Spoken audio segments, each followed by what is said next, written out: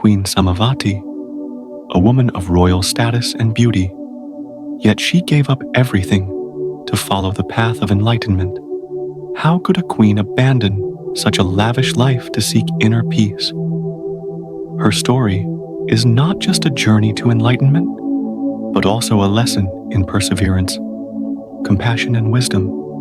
Let's explore the life of Queen Samavati and the lessons about true happiness from the path of enlightenment. Samavati was one of the 3 wives of King Udina. She was the daughter of the wealthy merchant Padavatiya from Padavati and a close friend of the millionaire Gosaka in the city of Kosambi. When a terrible plague swept through the town of Padavati, destroying homes and possessions, she and her parents fled to Kosambi, where they set up a makeshift hut on the outskirts of the city to beg for food to survive. Padavatiya, her father, weakly spoke to her, "Millionaire Gosaka, in this city is my close friend, but I cannot bear to go to him in this broken, pitiful state, looking like a beggar. However, he is a very compassionate man, and given the plight of the nearby regions due to the plague, he will surely open charitable kitchens to feed the people. Go to him and ask for food, at least to survive." After a brief pause, he continued, "Both your mother and I are sick, and we likely won't live much longer. Even if we die, do not tell Gosaka about us. Keep our deaths secret from him." Obeying her father's wishes, the girl went with the other beggars, and sure enough found a charity kitchen at the gates of millionaire Gosaka's estate. On the first day, she asked for 3 portions of food. On the second day, she asked for 2 portions, and on the third day, she asked for only 1 portion. Her father died after the first meal, and her mother passed away after the second. By the third day, she was alone and asked for only 1 portion of food. Mita, the steward of millionaire Gosaka, who was in charge of distributing food, noticed the beautiful and polite girl over the 2 days of begging. He approached her and said, "Today, you must know your appetite better, since you only asked for 1 portion of food." "What do you mean, sir?" she asked. The steward laughed. "Didn't you eat 3 portions? The first day, then 2, the second day, and now just 1, sir. On the first day, I still had both my father and mother. On the second day, my father passed away. Today, both my father and mother are gone, and I am left alone.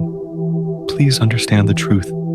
Seeing her beauty and graceful speech, which showed she came from a cultured family, the steward took pity on her and adopted her as his daughter.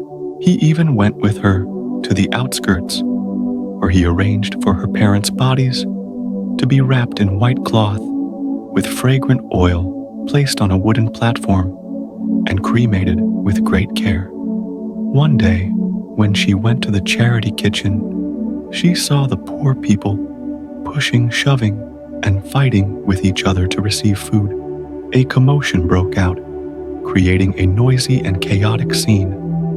In the afternoon, when there were fewer people, she asked her adoptive father and some servants to help her build a simple but sturdy fence with an entrance and exit. The path was narrow, allowing only 1 person at a time to enter and receive food, and once done, they would exit through the other door. With this method, the noise and chaos were finally brought to an end. A few days later, millionaire Gosaka, who was resting in his upstairs quarters, was surprised when he no longer heard the usual arguments and chaos from the charity kitchen. Curious, he investigated and discovered that the poor girl had arranged this system. He ordered his steward Mita to call the girl and ask her about it. Now the girl sincerely told him the whole story. Moved by her compassion, millionaire Gosaka shouted, "Such pride, you foolish friend! Such vanity! You ignorant friend, shouldn't friends help each other in times of trouble? Shouldn't we support each other when things go wrong? By doing this, you are showing that you do not value me. He scolded her out of concern and emotion. Afterward, in an attempt to mend the emotional wound, he adopted the girl as his own daughter and treated her just like his biological daughter to comfort the spirit of his old friend in the afterlife. The girl's name was Sama, but after she created the fence Vati around the charity kitchen, she came to be known as Samavati. On a festival day, King Udena saw Samavati with her stunning beauty, noble demeanor, and graceful appearance, walking with her maidservants toward the river to bathe. He felt his heart stir. After sending someone to inquire, he learned that she was the daughter of millionaire Gosaka. The king then sent a messenger to propose marriage and bring her to the royal palace. Millionaire Gosaka was displeased internally, but he told the messenger, "It is truly an honor for my daughter, a humble commoner. But please inform the king that my daughter is still young and does not yet know the customs of the royal court. Allow me to teach her for a while before we proceed." Once the messenger left, he yelled loudly, "For years and months, she's been drinking wine, surrounded by beautiful women, hunting, living a life of excess and debauchery. How could she be worthy of my daughter?"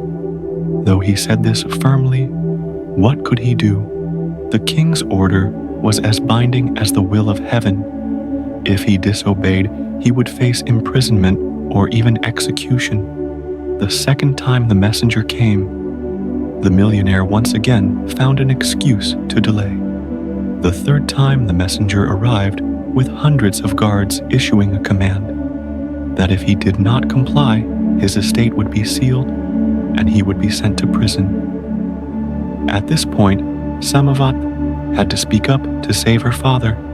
The estate cannot be sealed. Father cannot be imprisoned. As long as you are alive, many poor people will rely on your help. Please sacrifice me. Father, millionaire Gosaka, shed tears, I fear, for your suffering. If you suffer, how can I face your grandfather and ancestors in the afterlife? My beloved daughter, with no way out, millionaire Gosaka reluctantly agreed to let Samavat go to the palace in a golden palanquin, with only her hunchbacked maid Kujutara accompanying her. A few days later, upon her arrival, King Udina immediately appointed her as his queen. Now, who was Kujutara, the hunchbacked maid? Where did she come from? And what was her character that the queen valued her so highly? In truth, she came from humble beginnings, just a common servant. She was skilled in medicine, so millionaire Gosaka allowed her to stay in his house as the family doctor. However, due to her quick-wit intelligence and her ability to care for others, she won the hearts of everyone. Kujutara was not only knowledgeable and quick to learn, but she also had a kind and attentive nature, which endeared her to Samavat, who wished to keep her close as a companion and confidant. The story begins when the Buddha arrived in Kosambi to teach the monks and settled at the Gositarama forest grove.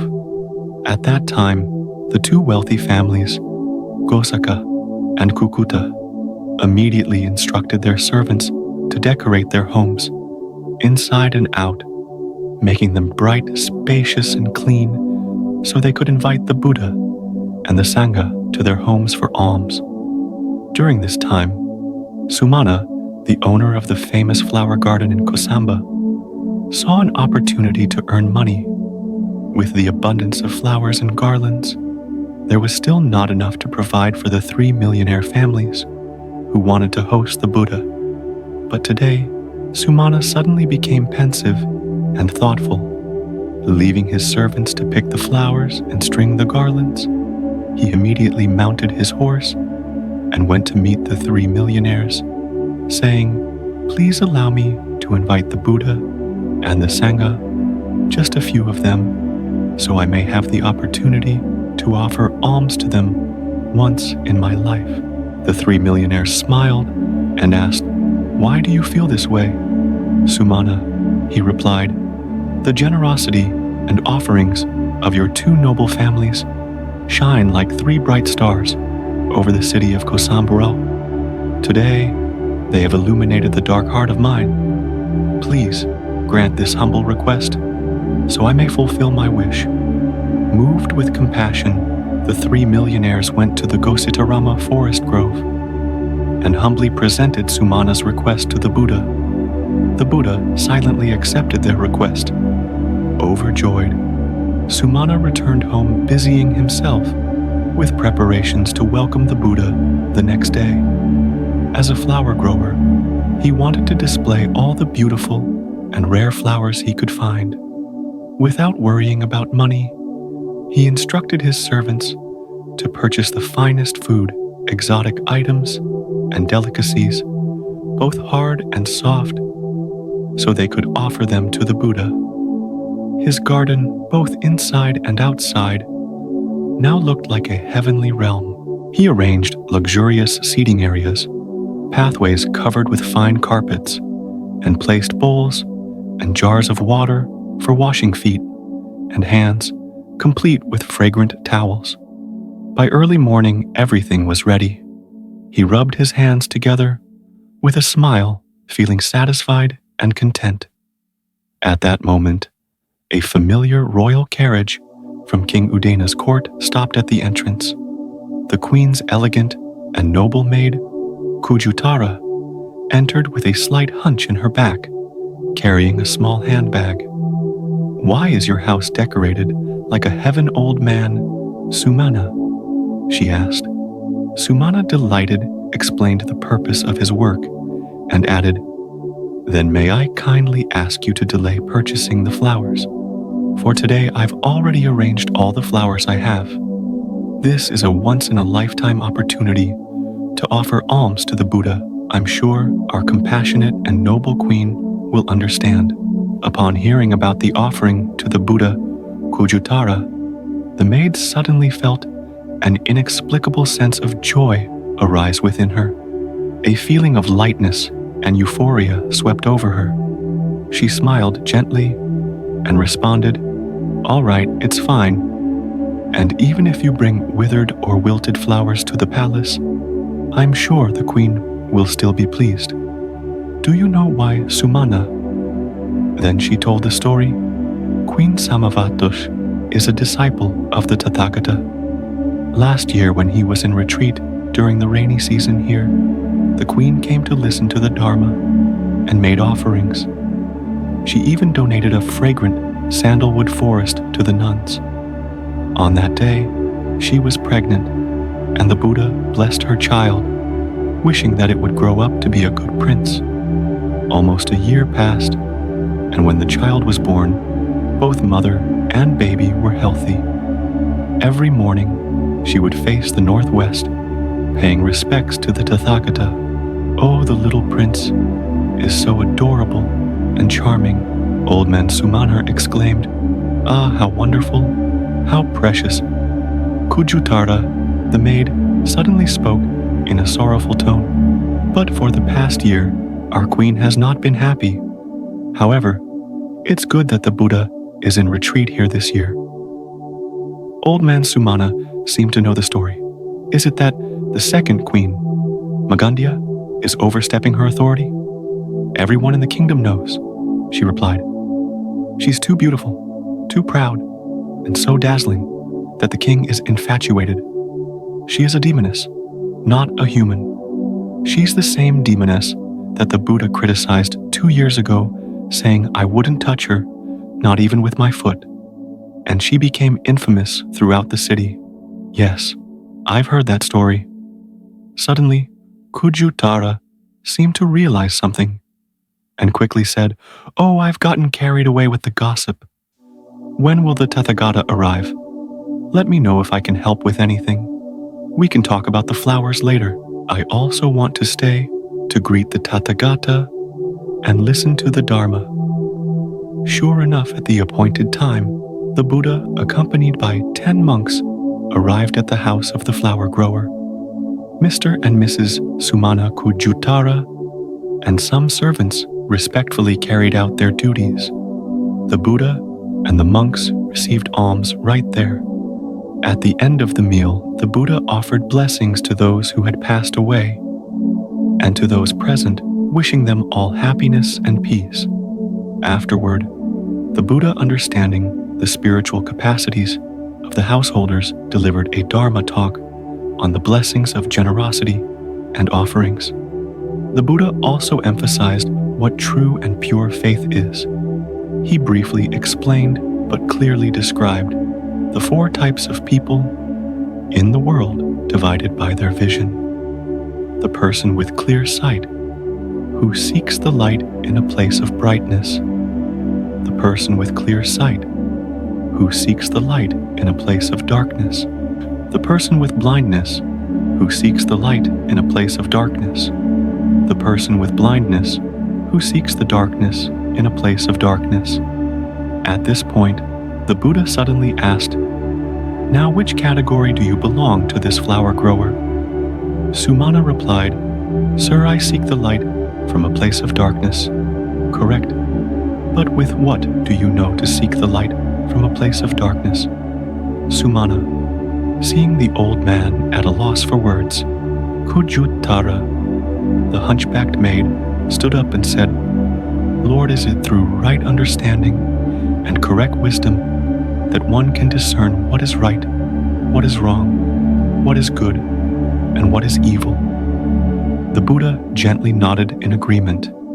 Then he elaborated further, explaining to everyone the wrong views and misguided perceptions, known as wrong understanding, mulhadhamma, which should be avoided, and what correct and rightful views should be upheld and practiced. At the end of the teaching, the most surprising event occurred. Kujutara, the hunchbacked maid, attained the noble state of Sotapanna stream entry. Overcome with spiritual emotion, she silently knelt at the Buddha's feet, deeply grateful, and bowed to him without being able to speak a word. The Buddha, knowing exactly what had happened, turned to the girl and said, "Did you go to buy one kind of flower, but end up with another, Kujutara?" "Yes, Lord," she replied. "Could you remember everything from today's Dharma talk and repeat it exactly as it was, Kujutara?" "Yes, Lord, I can do that." "Good. For the benefit of many, from now on will you ask Queen Samavati if you can attend the Dharma talks while the Tathagata is in retreat here?" "Yes, Lord, I'm sure the Queen will be pleased with this." After the Buddha and the monks had left Kujutara, the hunchbacked maid took 8 gold coins to buy flowers and returned to the royal palace in the carriage. Seeing a larger basket of flowers than usual, Queen Samavati was surprised. "Why are there so many flowers today, Kujutara? Did you spend extra money?" The maid confessed, "No, it's not that I always spend the 8 coins, but I usually save half, buying only 4 coins worth." The kind queen said, "Then why didn't you save today, Kujutara? Today I heard the Dharma from the Tathagata, and I will no longer steal, save, or skimp as I did before."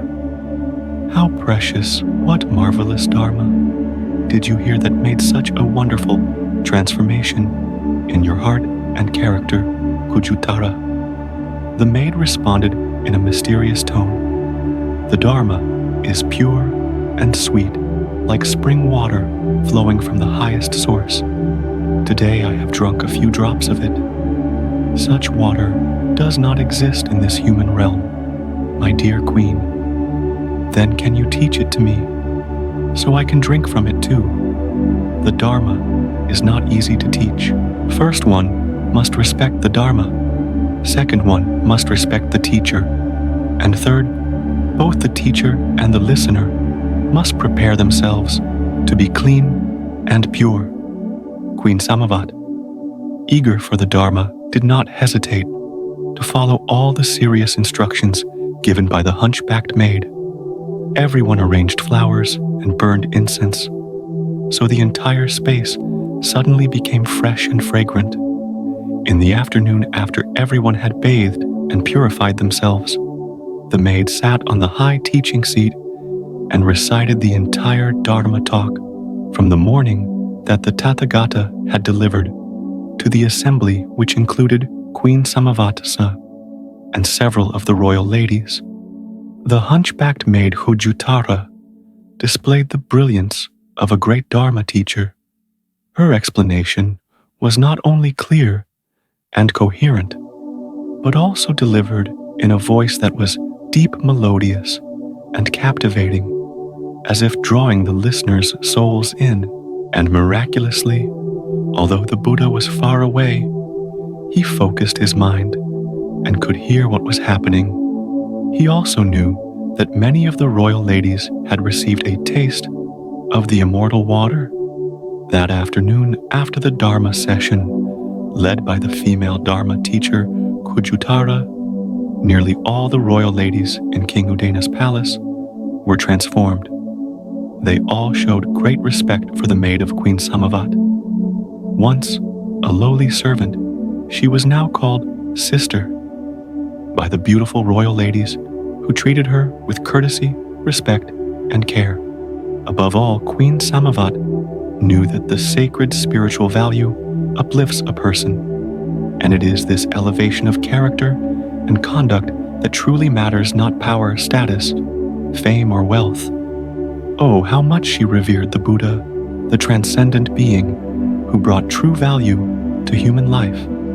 Kujutara and the royal ladies also came to this realization. Everyone quietly wished in their hearts to meet the Tathagata, to offer alms, and especially to hear the Dharma. Soon, many came to Kujutara, seeking advice, asking for help with their plans and strategies. The maid Kujutara was often allowed to go outside to buy flowers, and the city guards and watchmen were already familiar with her.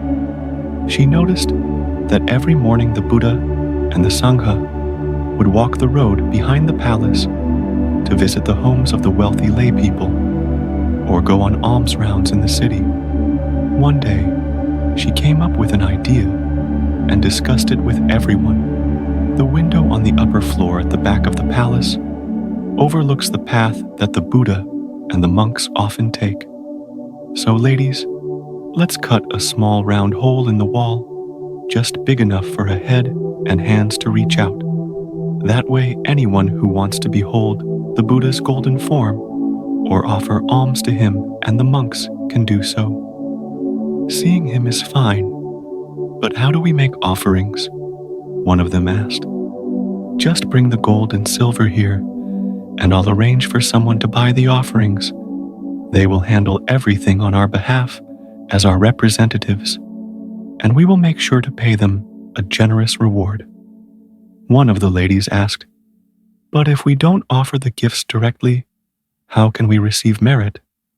Kujutara explained, there are 3 ways to create merit through the body, speech, and mind. If we cannot express it through our body or speech, we can still make offerings through our mind. That intention already brings merit. Don't worry, the Blessed One knows this, and he will bless our sincere intentions. And so, the plan was set in motion. That day, as the Buddha and the Sangha were walking along the road to the house of the millionaire, following the path behind the palace, they encountered a large group of men and women from the Shudra class who had set up offerings with great respect and formality, as they had been carefully guided by the maid Kujutara. From the upper floor, the royal ladies stretched their heads and hands out, waving lotus branches back and forth. The Buddha paused, as if their minds were in perfect harmony. The monks also stopped and silently turned to face them to receive the offerings. The Buddha, using his supernatural powers, spoke a generous Dharma teaching, which seemed to pour into their ears, and even the deities and celestial beings in the surrounding area heard, "Offering with the mind is the way of the deities." With this sincere and heartfelt intention, I, the Tathagata, bless you, the royal ladies, with beauty, health, longevity, peace, and wisdom. Maintain your faith in the wholesome Dharma, so that you may walk safely in the realms of gods and humans. The hundreds of royal ladies were overjoyed. Once again, some of them attained unshakable faith. Queen Samavati, in particular, was so moved that she wept tears of joy. After only one day of offering, the second queen, Magandia, happened to discover what was happening. She asked one of the maidservants about the small round holes in the upper floor of the palace. The maid innocently and playfully revealed, "We worship and offer alms to the Buddha and the Sangha through these small round holes." Queen Magandia smiled, pretending to be indifferent and unconcerned, but in her heart she thought, "I have an irreconcilable grudge against Gautama. He once insulted me and slandered me in a way that was too much to bear. This is the perfect opportunity for me to take revenge and settle the score. As for these hundreds of maidservants who follow Queen Samavati, I will make them pay as well." She went to King Udina, and looking for an opportunity, she said, "Many of the royal ladies are conspiring and have cut round holes in the back wall of the palace's upper floor, one to make contact with the outside, and two to carry out some improper scheme. Your Majesty, you must be cautious." The king smiled.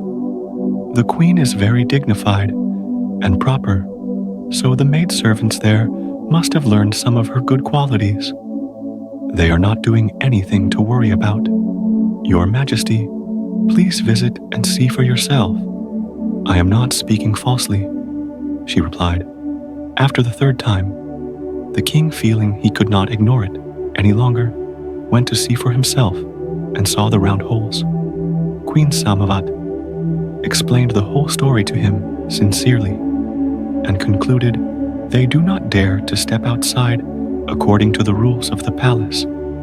They also wish to make offerings to the Buddha and the Sangha, just as I have. I humbly request that Your Majesty grant them this privilege, as it brings them great joy and spiritual fulfillment." The king replied, "Well said, Queen, indeed. I must respect this request." After resting for a while and observing the large holes, the king pointed and said, "But animals, such as foxes, weasels, birds, and mice, could enter through these holes, which would create instability and inconvenience for daily life, eating, sleeping, and resting. I will have a special type of door designed to seal these holes. It should allow the royal ladies to still gaze outside while preventing animals, strong winds, cold winds, and harmful winds from entering." A few days later, the royal craftsman installed a type of door called Kurachida Kavatapanani to seal the holes. From that time on, the royal ladies could still view the Buddha and the Sangha, but they could no longer extend their heads or hands outside. However, perhaps the Buddha, knowing the causes, conditions, and results of this, had already taught them that offering with the mind is the pure and subtle way of making offerings as the celestial beings do. Who is Queen Magandia, who harbors such deep animosity toward the Buddha? A year ago, also in Kosambu, on a day when the sky was clear and the wind was gentle, the Buddha once again set out alone early in the morning with his alms bowl. He traveled far to the northwest, towards the upper reaches of the Yamuna River, to the Kuru region near the Kamasadhama town, close to the temples dedicated to the deities of Brahmanism. The Buddha meditated overnight at a stone arch, and in the morning, he carried his alms bowl along the main road through the town to collect alms. The rain was light, more like a mist floating in the air. The dirt road absorbed the moisture without dust, and the weather was cool and refreshing. This was the land of Brahmanism. The monks and disciples reported that it was very difficult to find food here. Although the residents lived quite well, they did not offer alms to followers of other religions. However, due to the Buddha's radiant, shining appearance and the brilliance emanating from his aura, he attracted and captivated everyone, and food was plentiful for him. Choosing a tree at a crossroads, the Buddha spread out 4 layers of robes and sat down to eat. After finishing, he entered meditation, waiting for 2 individuals with the right conditions to attain the Anagamin non-returner state. In the town of Kamasadhama, there was a well-known Brahmin householder named Magandi. He had spent the night in the temple performing fire rituals. On his way home, he unexpectedly saw the Buddha sitting under the tree. Stunned, he stood silently, gazing at the Buddha in awe. Who is this person? He is so beautiful. His body radiates light, like a precious jewel. From his forehead, face, nose, mouth, eyebrows, eyes, shoulders, chest, arms, and hands, even his fingers, all seem to be perfectly sculpted by the divine hands of Brahma. He thought to himself, I have a daughter who is extraordinarily beautiful. If she could have a husband with such perfect features and majestic appearance, that would truly be worthy. His house was nearby, so he hurriedly went to inform his wife. My dear, there is a handsome young man, truly a noble person, with an exquisite physique. Come quickly to the tree at the crossroads and see I have found a perfect husband for our daughter. The Buddha, knowing what had happened, stepped down, leaving a footprint, and then walked in another direction. When Mr. and Mrs. Magandi brought their daughter Magandia to the spot, they found no sign of the Buddha, only the footprint, which had 1,000 spokes, like a wheel clearly carved into the ground. The couple, both skilled in reading signs and features, sat down to examine the footprint closely. The wife, being more skilled, observed it and said, "This is not the footprint of a human, my dear. Do you think you're seeing things? It certainly doesn't belong to a human." "It is human, for sure." He nodded confidently. "I can clearly see it's a human's flesh and blood." "Well, that's very strange. This footprint has great power." He widened his eyes and asked, "Could it be the footprint of Mara?" "That's nonsense. Perhaps it's the footprint of a demon king." "More nonsense." "Could it be the footprint of an Asura king?" "Stop being foolish." She frowned and said sharply, "This footprint is very righteous. There are no demons, evil spirits, or monsters here. Then could it be from a god or a celestial being? Not even close. This one is far more noble and powerful. Could it be from the great Brahma? I don't know." She shook her head. "But this footprint must belong to someone who has eradicated all worldly desires and cravings. Only then could someone reach perfection and attain such an ideal and flawless state. Goodness, so does this mean we can't marry our daughter to this person anymore?" She pondered for a moment, perhaps thinking deeply, then sighed and spoke in a soft tone. "Oh dear, it's all ruined now. From what I've learned, a footprint with 1,000 spokes like this, in physiognomy, can only belong to 2 types of great individuals. One is the universal monarch, Chakravartin, and the other is the fully enlightened Buddha. If it were a universal monarch, there would always be 7 celestial nymphs accompanying him, and my daughter would not be able to approach him. However, because this footprint is so sacred and pure, I must rule out the universal monarch. Therefore, it must belong to the Buddha, the fully enlightened one, even if my daughter is as beautiful as the queen of celestial nymphs. Such a being would not even deign to touch a single toe. Indeed, Mr. and Mrs. Magandhi, the Buddha's voice suddenly arose from beside them. Your assessment is correct and accurate. There were 3 celestial nymphs of exquisite beauty, daughters of the great demon king, the ruler of the Paranimitta Vasavat heaven. They were graceful, seductive, and enticing, and they came to lure and seduce the Tathagata, attempting to captivate him with their celestial beauty sounds and fragrances. It should be known that their beauty was delicate, superior, and divine. Their celestial music was delicate, superior, and divine. Their celestial fragrance was delicate, superior, and divine. Yet in an instant, as quick as lightning, the Tathagata did not allow his senses to be entangled at all. He remained unaffected. How much more so for your beautiful daughter? Then the Buddha recited the following verse.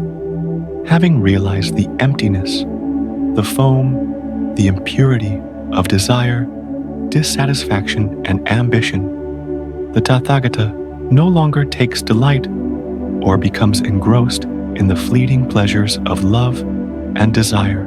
What is this impure, defiled body? The Tathagata never wants to touch it, even with his foot. Strangely enough, after the Buddha spoke these words, confirming a reality, Mr. and Mrs. Magandhi immediately attained the non-returner state. Both of them bowed down with their 5 limbs touching the ground, paying homage to the Buddha with endless gratitude. As for the girl, Magandhya, she was devastated, crying and running away. She felt deeply humiliated when the Buddha criticized her body as impure and defiled, declaring that he did not even want to touch it, even with his foot. Such insolence. From that moment on, she harbored deep resentment and hatred towards the Buddha, vowing to find an opportunity to take revenge.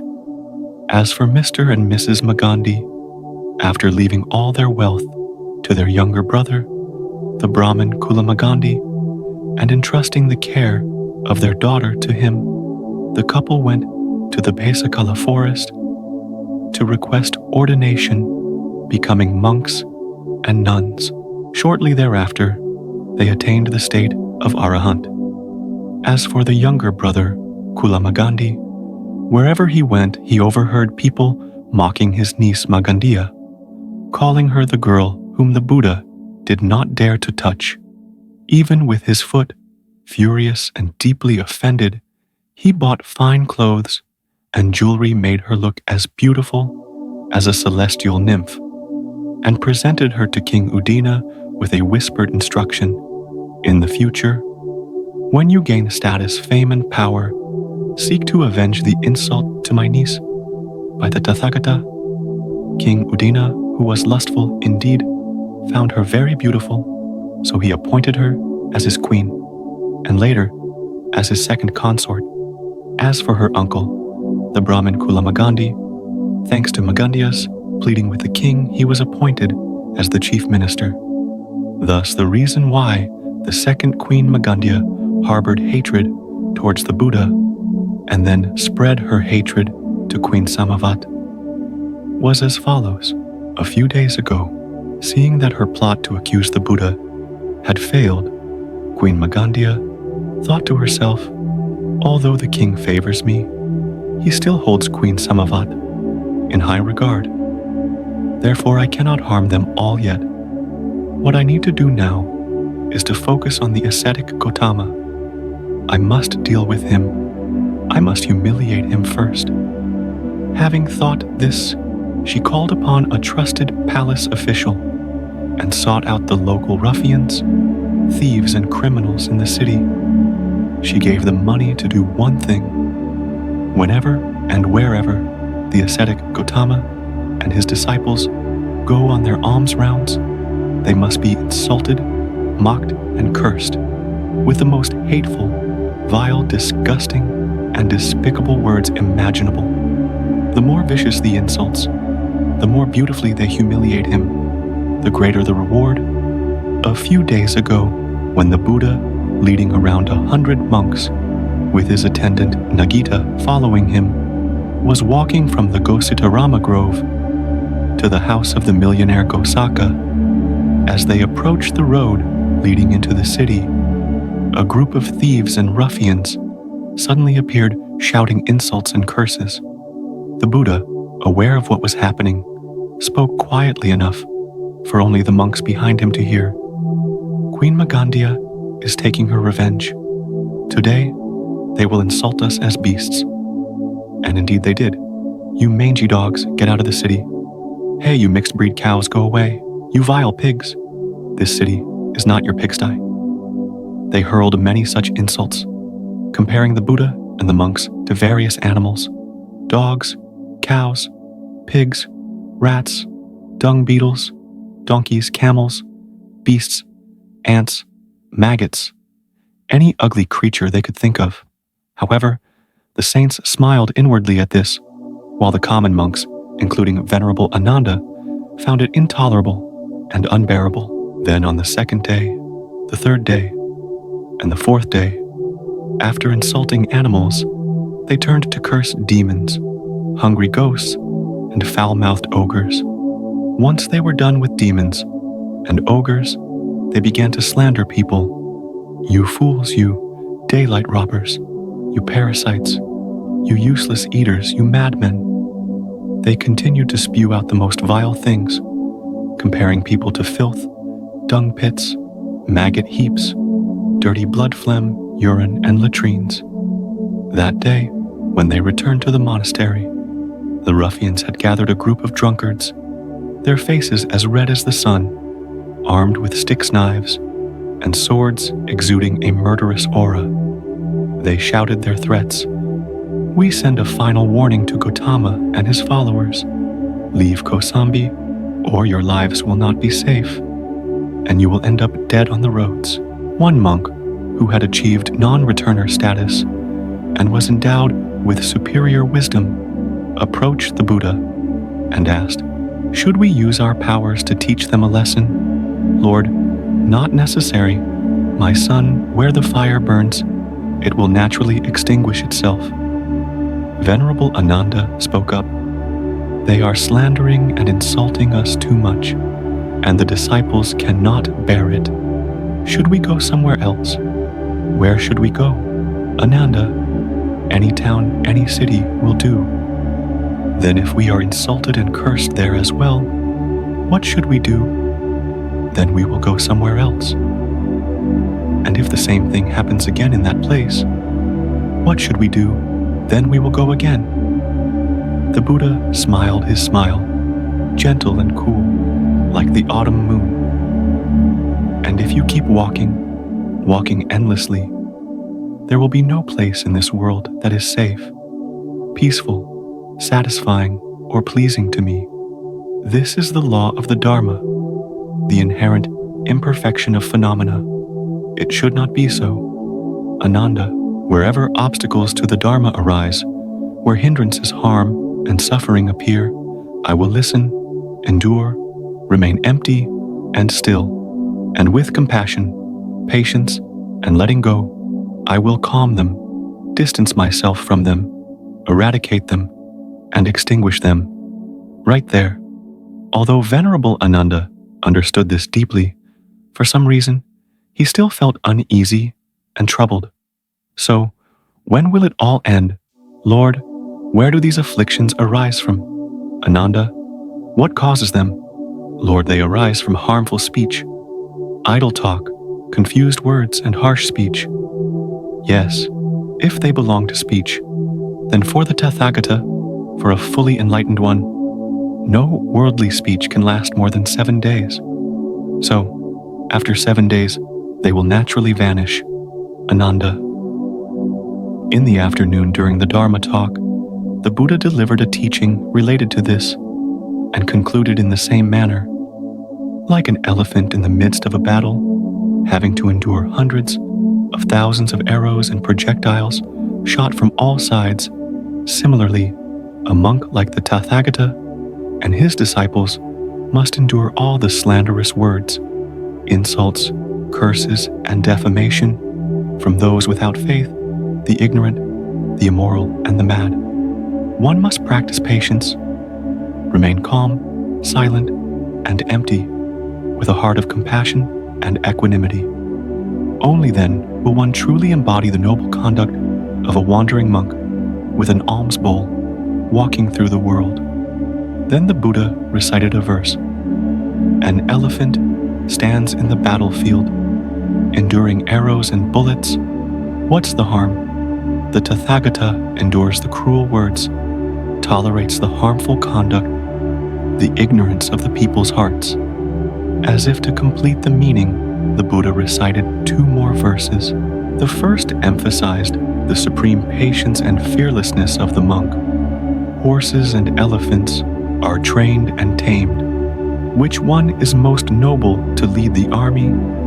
The most exalted among the people endures insults, arrows, and words of blame. The second verse spoke of the noble quality of the monk, which is to regulate and control their speech and actions, a well-trained mule. How precious a steed of the finest breed, noble indeed.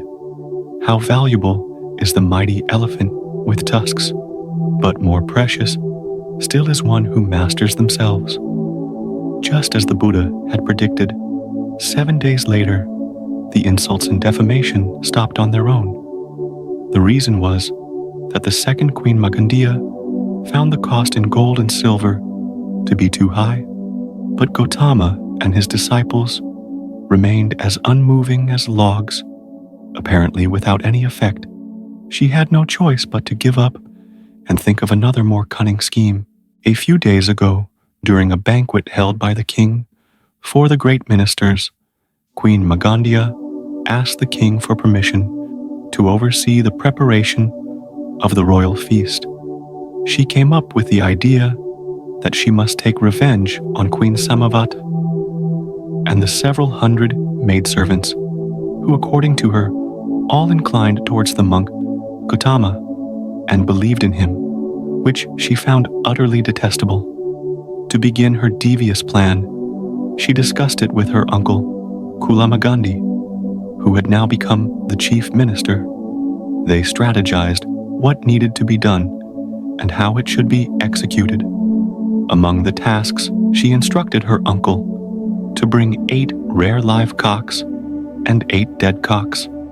As for the rest of the arrangements in the court, Magandia had already carefully planned with the attendants who were to serve the feast and the wine bribing them to ensure everything went according to plan. At the appointed time, her uncle Kulamagandi arrived at the palace with a large cage carefully covered and presented it to the king with great formality, saying, "These are 8 roosters with pure black feathers.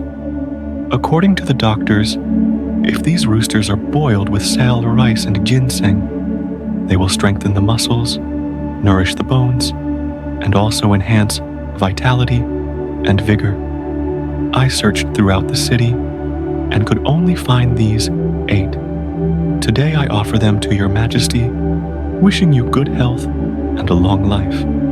The king was very pleased, laughing heartily. How wonderful!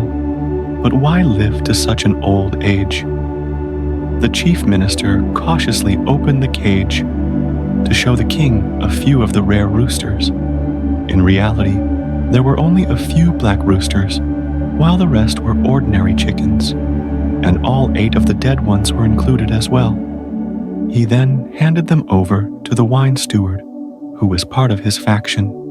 The wine steward added to the queen's scheme to ensure it would succeed. Only Queen Samavati, who is so meticulous and thoughtful could instruct the maidservants to prepare such a delicious dish to respectfully offer to the king. The wine steward continued, "Indeed, Your Majesty, no one could make this dish better than the queen herself." The king, unaware of the plot, nodded in agreement, casually responding. Then the wine steward took the cage of chickens to the back, hiding the 8 dead ones and bringing the 8 live chickens to the queen. He conveyed the king's orders and explained how to prepare the dish. Seeing the live chickens, Queen Samavati hesitated, unsure of what to say. At that moment, Kujutara, the hunchbacked maid, shouted, "This is not acceptable. We all here uphold our vows and maintain our moral purity. No one here will take part in killing the lives of living beings. Please take them away. The royal kitchen can handle such tasks." The wine steward glanced inquiringly at Queen Samavati. She gently smiled and replied, "Yes, indeed. In our palace, everyone upholds the 5 precepts, or the 8 precepts. Please go back and report this to His Majesty. I will speak with him personally afterward." "Perfect, this fits the plan," the steward thought to himself.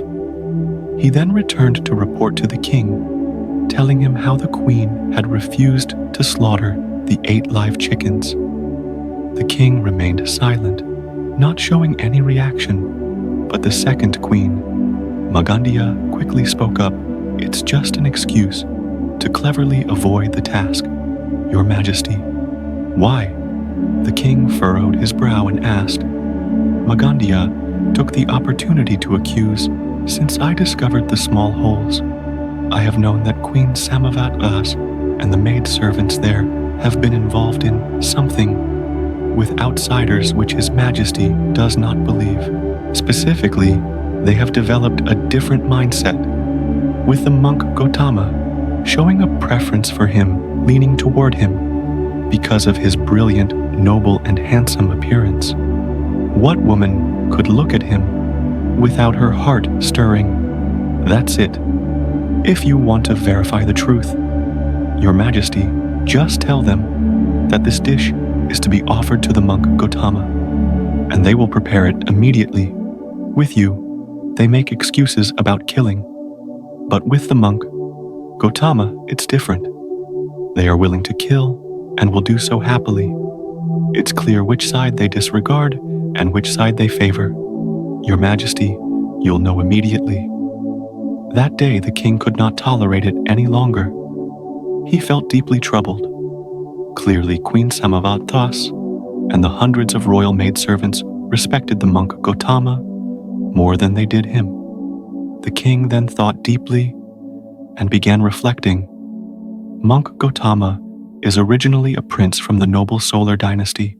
On the day of his coronation, he renounced his throne, his beautiful wife, his lovely children, and his 3 royal palaces to go forth in search of the path. Since he came down from the mountains to teach, his reputation has remained untarnished by worldly attachments. Even my second queen, with all her beauty and pride, he claimed would not even touch with his foot. A character so noble, so pure, of such completeness, it is only natural that my queen and maidservants honor and take refuge in him. Whatever my second queen said about having a different mind compared to Gautama, that must certainly be dismissed. Furthermore, the Dharma he teaches must be unparalleled, for it has overcome the power of the Vedic scriptures and the Brahmanical tradition. All the sacred institutions of religion, philosophy, and the 10,000 years of Aryan civilization have been defeated by Gautama, the ascetic. I have heard reports from the wise elder ministers of this land, and surely they are not mistaken. Therefore, it is only right to respect and offer to someone so pure. This is a practice I should encourage. Why? Because When the noble values of the spirit and the sacred power are respected, preserved, and protected, the kingdom will remain peaceful and prosperous. The past emperors have taught us this. Now I understand why the great kings of the Jambudvapa, King Bimbisara of Rajagaha, the capital of Magadha, and King Pasenadi of Savatthi, the capital of Kosala, both turned to him, and why both courts have become lay followers in his holy community. Also, the kings of the republics of the Lichava people, the capital of Vesali, the republic of Videha, the capital of Mithila, and the confederation of Vajji, have all followed him. I have heard much about the elite members of his community, both men and women. They have cast aside all the glory of this life, like a worn-out cloth, to live a life of begging and poverty, wandering in this world of suffering. And what about me? What am I? A small king like a grain of sand, daring to doubt such a person who has a gentle beauty, a kind heart, and no faults with me. They offer alms to Gautama. So what? But never mind. I will leave the matter for now. I won't make any hasty decisions. The king sighed deeply and thought to himself, I will investigate quietly. I cannot trust anyone. The second queen may be beautiful, but she speaks too much. Women who speak too much often meddle in everything, and if not frivolous, their words are idle and deceitful, lacking in truth.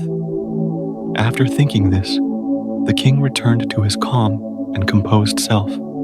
King Udina had a queen, Samavat, and two secondary queens, Vasuladata and Magandhya. Regarding their intimate relations, the king would spend 7 days with each queen in turn. Each queen had her own special palace, and they had their own maidservants, whom they either selected themselves or were assigned by the king depending on the level of affection he showed them. For almost a year, the king favored the second queen, Magandhya, more than the others. However, with the other queens, there were occasional tragedies in the royal harem where some maidens, even as they grew old, never received the king's attention, even once. The recent events led the king to decide that he would visit the palace of Queen Samavati to investigate the truth of the matter, for according to the king, the queen had a handsome son, and her status as the queen mother was established. No one could replace her. Upon hearing this, Queen Magandhya, with a pouting demeanor, tried to dissuade him. The truth is clear as day. I have warned you twice, but you still don't believe me. Last night, I had a bad dream, foretelling misfortune if you go to the queen's palace. What was the bad dream? The king asked. Her cunning mind worked swiftly like lightning. I saw a poisonous snake almost bite you. The king laughed heartily. Still, I must go. Knowing she couldn't stop the king, she immediately instructed someone to ask her uncle, the chief minister, to bring her a small venomous snake that had already had its venom removed to use for her own purposes. It was well known that the sound of the drum, marking the late hour of the night, would signal the end of the day. As the sun set and the lamps were lit, the king would travel in his palanquin to visit the palaces of his queens. During that time, the late-night banquet in the main palace would already be well prepared by the maidservants. The singers, dancers, and musicians would be in attendance, ready to entertain the king with their performances.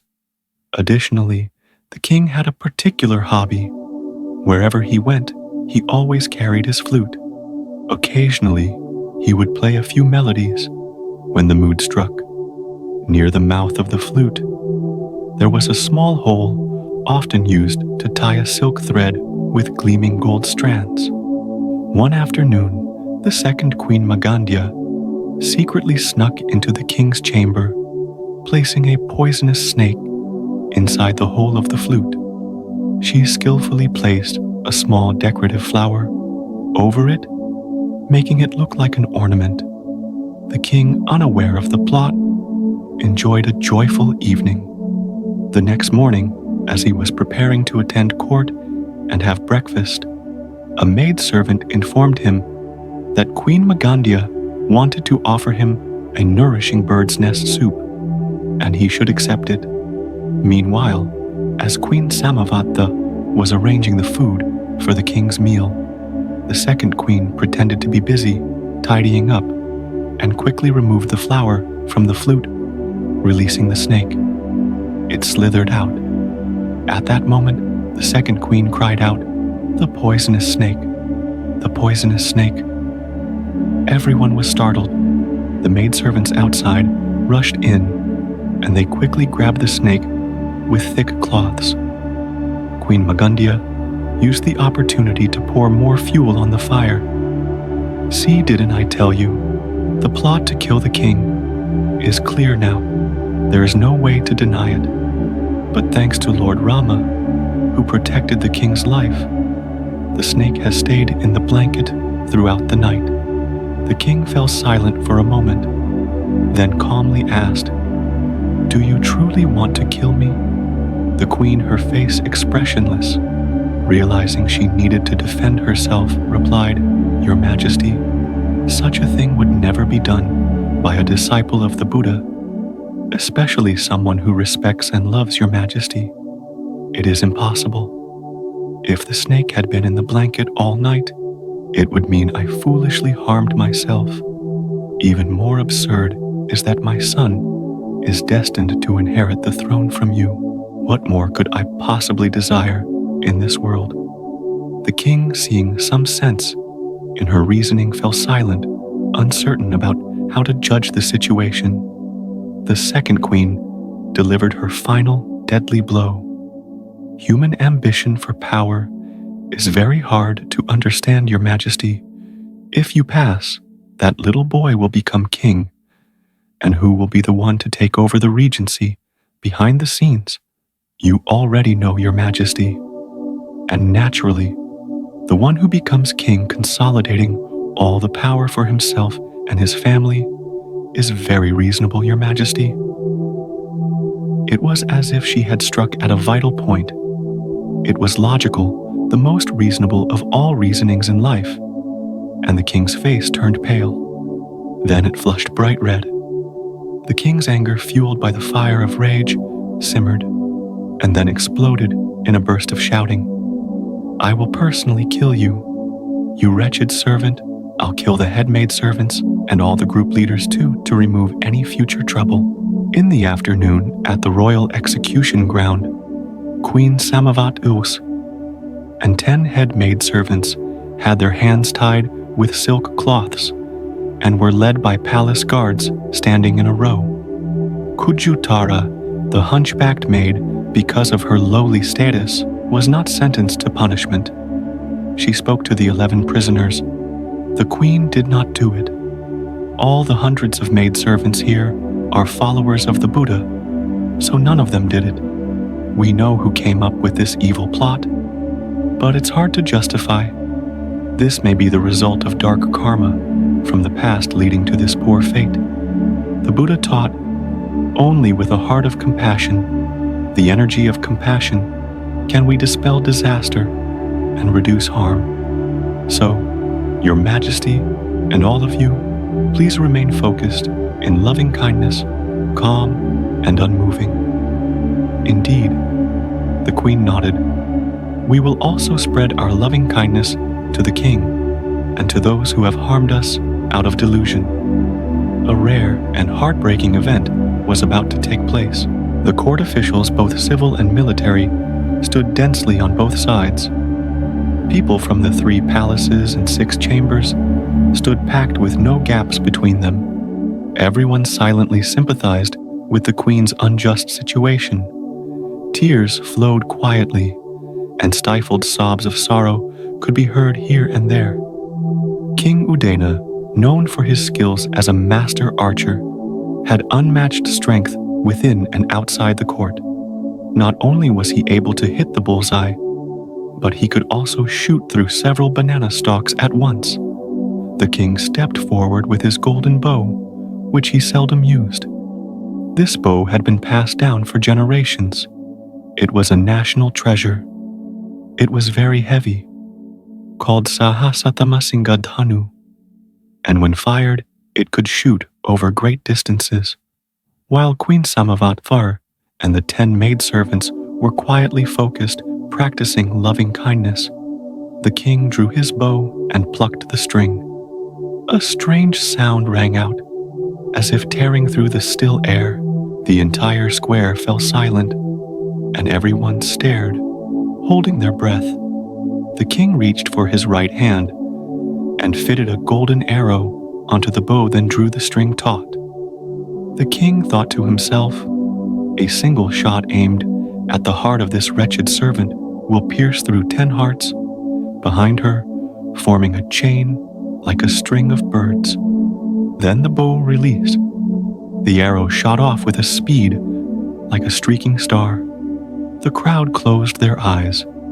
A few people screamed in fear, but something strange happened.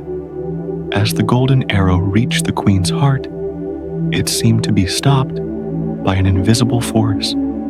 Then, as if it had a mind of its own, the arrow changed direction and turned back towards the king.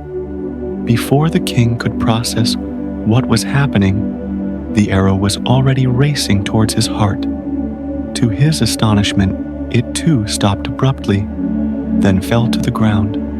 The entire square remained silent, with wide eyes and stunned faces. The king was stunned, dropping his bow, feeling cold. He thought to himself, "This bow passed down through generations. This special arrow is only used when transferring the throne.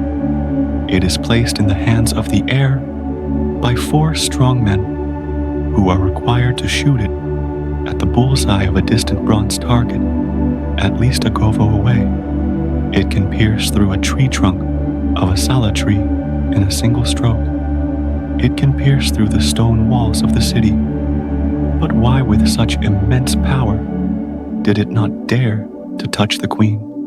Why, after not touching the guilty one, did it turn back and nearly pierce my chest? Oh, it must be because of the queen's virtue. It is her moral conduct and compassionate heart that prevented the arrow from harming me." Feeling spiritually moved and deeply remorseful, the king ordered the guards to release the queen and the 10 maidservants. Then he approached, knelt at the queen's feet, and sincerely said, "I am truly at fault. Please forgive me, your majesty." Your Queen Samavati took the king's hand and lifted it. "Please, your majesty, take care of yourself." The king did not stand up. "Will you forgive me?" "Of course," she replied. "Not only did I forgive you now, but even before, and while you were drawing your bow, I and all the maidservants were sending our hearts of compassion towards you, and even towards those who falsely accused and harmed us." The king shed tears. "I have been lost in my delusion, not seeing the way, not knowing the path back. So, from now on, will you allow me to take refuge in you?" "That is good," the queen said, "but you must not take refuge in me. Your majesty, you must sincerely take refuge in the Tathagata, for he is the highest, the most noble in this world. He is the one whom both humans and celestial beings rely on. Yes, I will take refuge in the Tathagata. Your majesty must go to the Tathagata's presence immediately now." "Yes, I will do so." After the king spoke, he stood up gently, took the queen's hand, and earnestly said, "Right now, I promise you whatever you wish, for whatever you dream of, whatever you desire, I will gladly fulfill it. Remember, this is the highest special favor I offer you." "Yes." Queen Samavati smiled and replied, "Just one thing. This will be regarded as the greatest favor your majesty granted to me. After your majesty goes to the feet of the Blessed One, takes refuge in the 3 jewels, I hope you will allow me on your behalf to invite the Buddha and 500 monks to the palace so that we may offer alms and listen to the teachings for 7 days. This is the one heartfelt wish we ask for.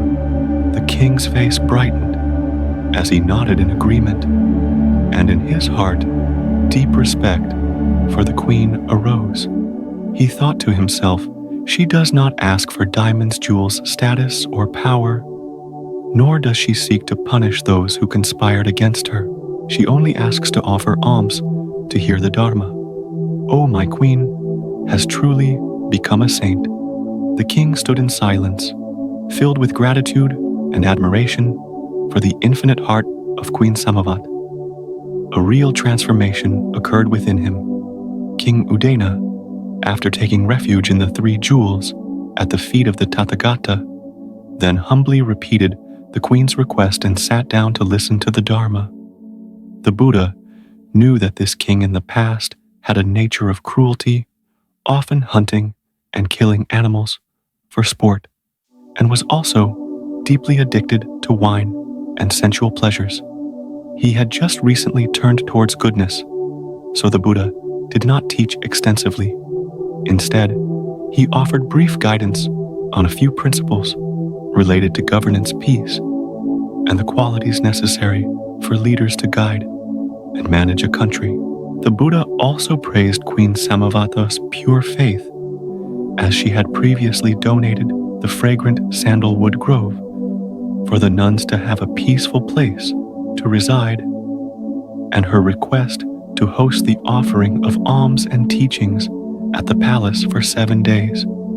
The Buddha also explained to the king that he would only go for the first meal with 500 monks, and that for the remaining 6 days, a senior monk would represent him and lead the monks. This was because he still had to focus on helping many householders in the city.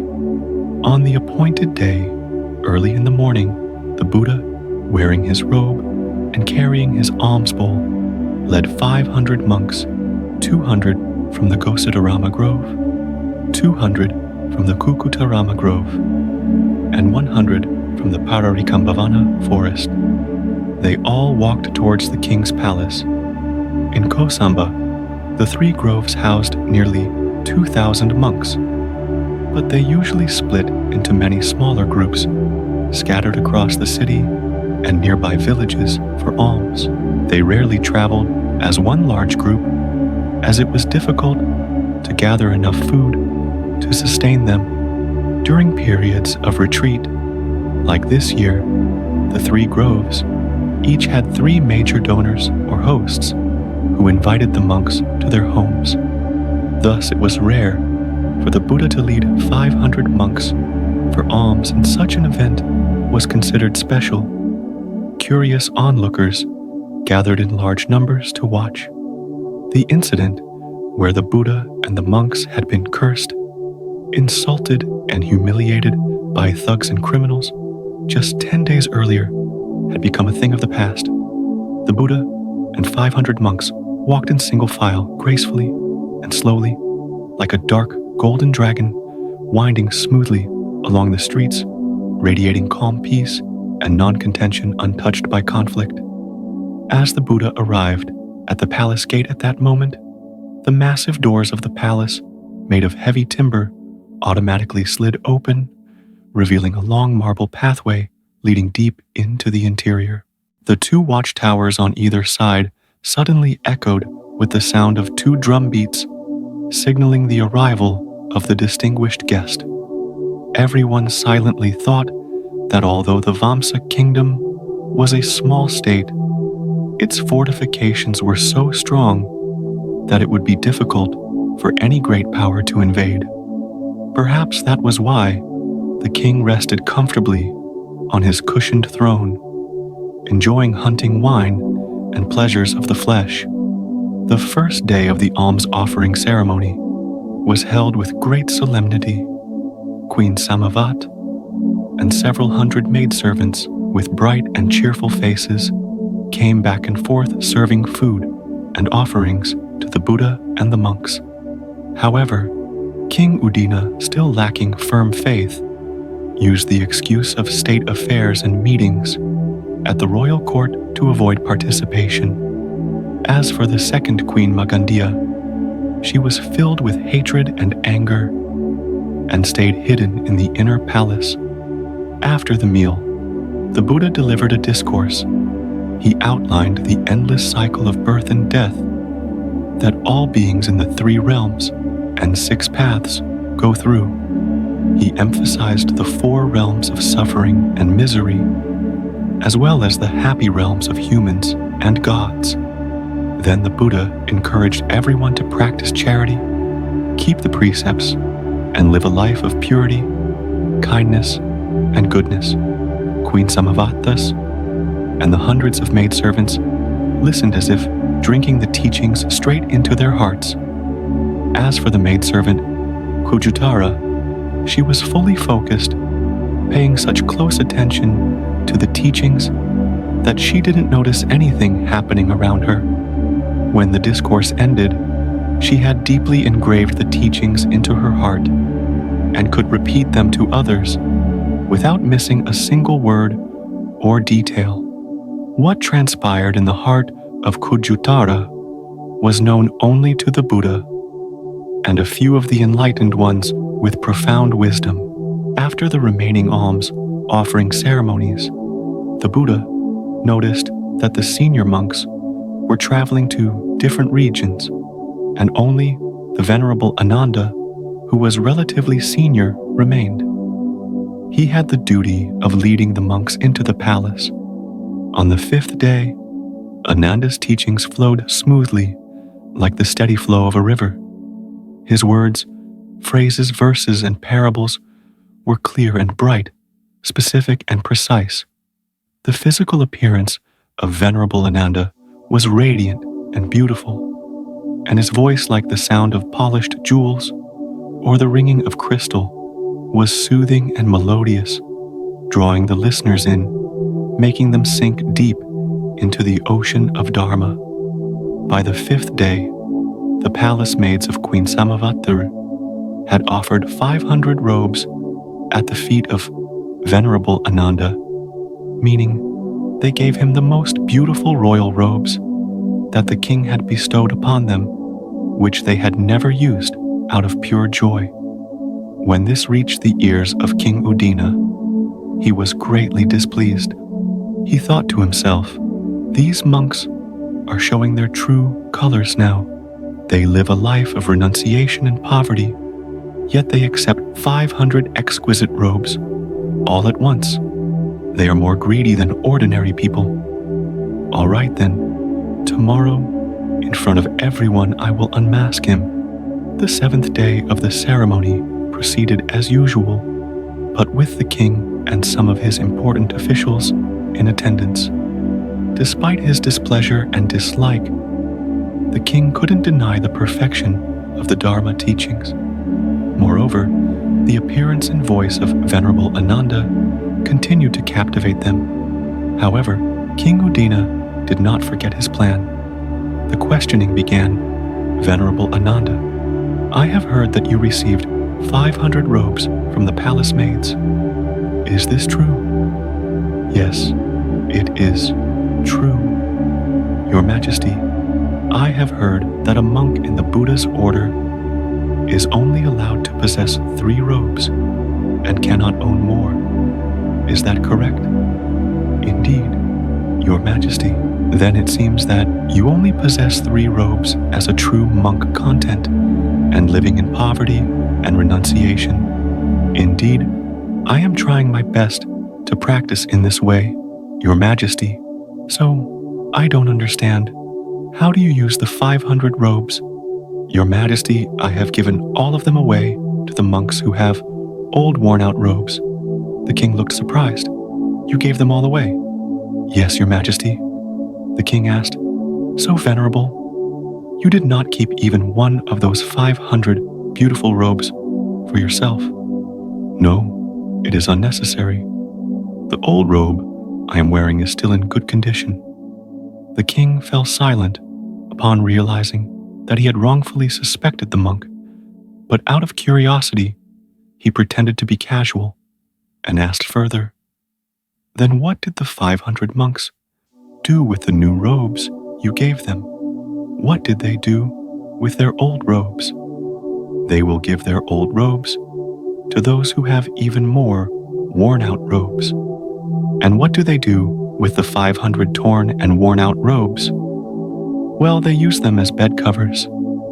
And after they use them as bed covers, they lay them on the floor in the huts and dwellings. And after that, Your Majesty, they use them to wipe their feet. And after they are no longer usable, they are not discarded, even though the world may throw them away. The foot rags that have been discarded will be torn into smaller pieces, mixed with clay, and used to fill holes in the walls of the huts. Your Majesty."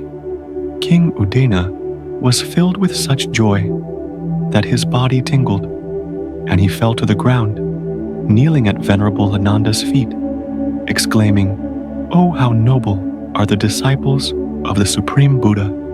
Even when they receive offerings, they do not discard even a foot rag, but make it useful. Oh, this deep sense of reverence! Is there anyone in the world who can match even a fraction of the disciples of the Tathagata?"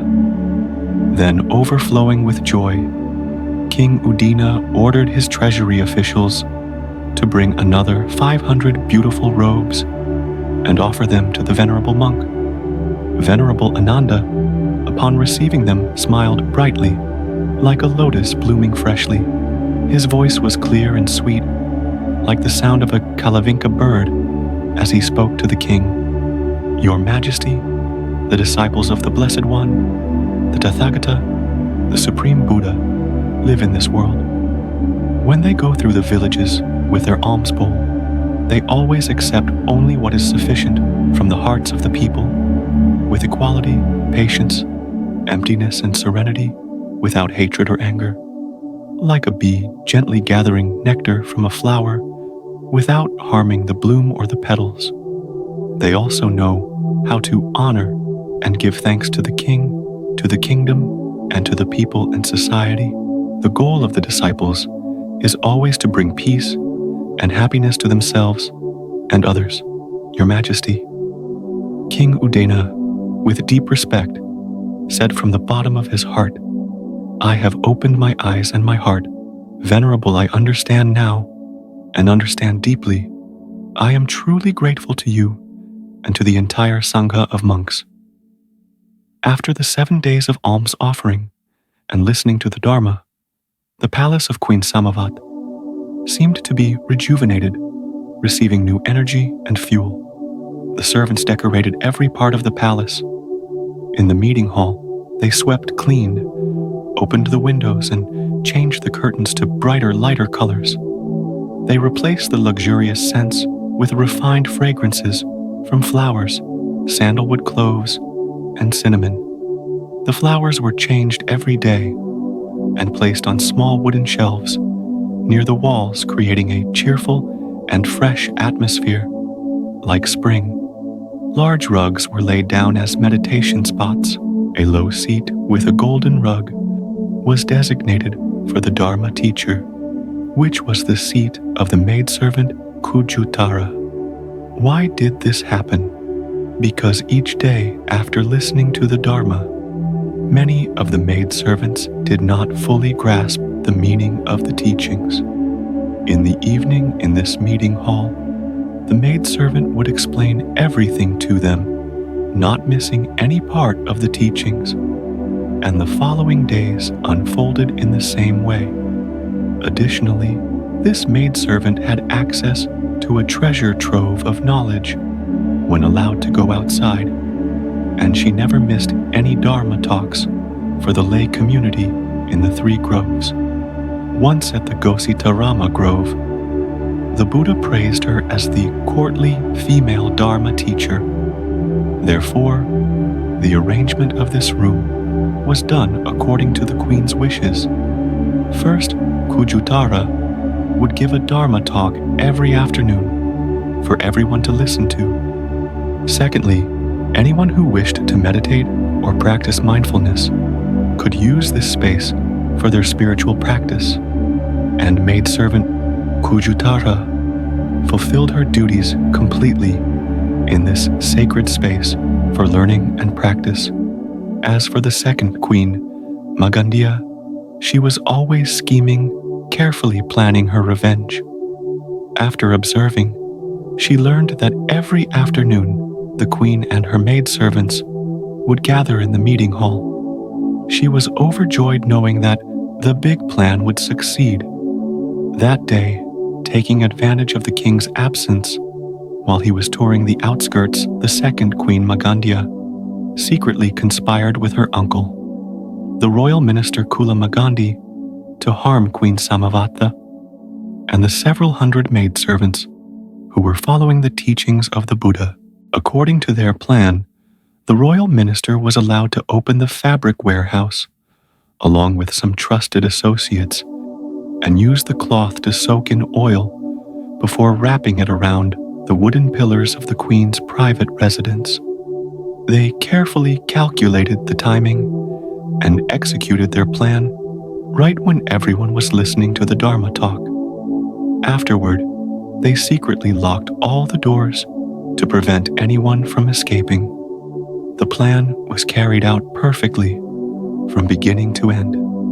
They had people stationed at the far end of the yard, firing dozens of flaming arrows into the building, and the palace caught fire, roaring loudly. The situation unfolded exactly as planned. Alas, by the time the people realized, it was too late. The fire outside had reached the roof of the queen's residence, and the smoke spread thick, making it hard to breathe. The doors were all tightly locked with iron bars. What could the women do with their delicate arms?